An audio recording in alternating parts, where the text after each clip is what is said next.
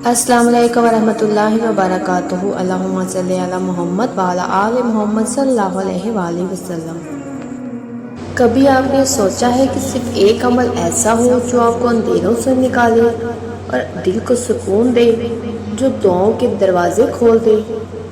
میں ایک ایسی ہی لڑکی ہوں جس نے سب کچھ کھو دیا تھا، رشتے، سکون، خواب، لیکن ایک چیز نے مجھے سنبھال لیا، وہ تھا درود پاک۔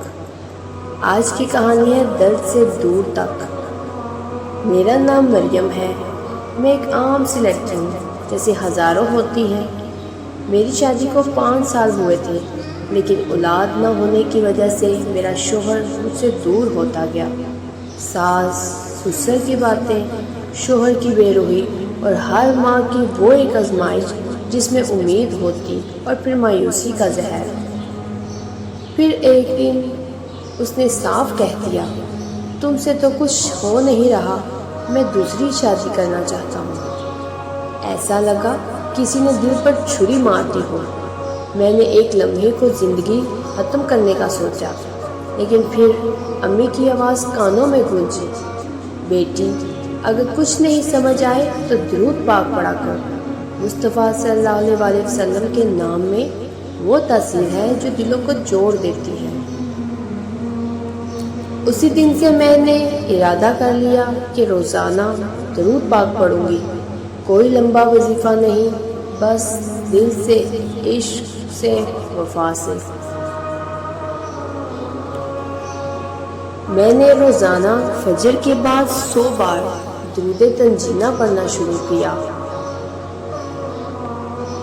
پھر میں درود ابراہیمی بھی پڑھتی، چلتے پھرتے، کام کرتے، یہاں تک کہ نیند سے پہلے آنکھیں بند کر کے صرف ایک نام، محمد صلی اللہ علیہ وآلہ وسلم۔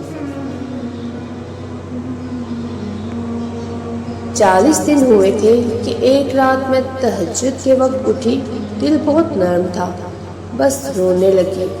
اور پھر وہ لمحہ آیا، میرے شوہر نے پہلی بار خود مجھے گلے لگا کر کہا، مریم مجھے معاف کر دو، میں نے تمہیں دکھ دیے۔ میں نے صرف مسکرا کر کہا، میں نے سب حضور صلی اللہ علیہ وسلم کو سونپ دیا تھا۔ اس کے بعد چند ہی ہفتوں میں مجھے اولاد کی خوشخبری ملی۔ میری ماں بننے کی خوشخبری نے مجھے دنیا بدل دی۔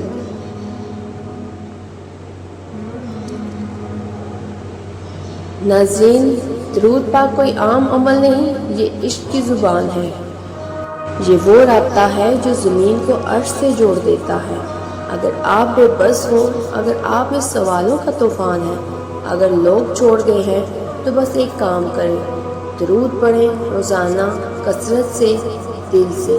یہ وہ تحفہ ہے جس میں رونا بھی عبادت ہے اور سونا بھی راحت۔ ناظرین، جب دنیا کی باتیں دل کو زخمی کرتی ہیں، جب اپنے بیگانے بن جائیں، جب تقدیر کا در بند لگے، تب اللہ تعالیٰ ایک در ایسا کھولتا ہے جس کی چابی محمد مصطفیٰ صلی اللہ علیہ وسلم کا ذکر ہوتا ہے۔ درود پاک وہ پکار ہے جسے اللہ خود بھی سنتا ہے اور فرشتے بھی لے کر عرش تک پہنچاتے ہیں۔ یہ وہ عمل ہے جو بغیر زبان کے بھی دل سے ادا ہو سکتا ہے۔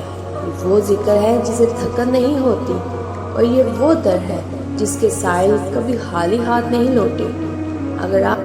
اگر آپ زندگی سے تھک چکے ہیں، اگر دل کسی دکھ میں بوجھل ہے، اگر لوگ ساتھ چھوڑ چکے ہیں اور راہیں بند ہیں، تو خاموشی سے وضو کر کے ایک کونے میں بیٹھ کر درود پاک پڑھنا شروع کر دیں۔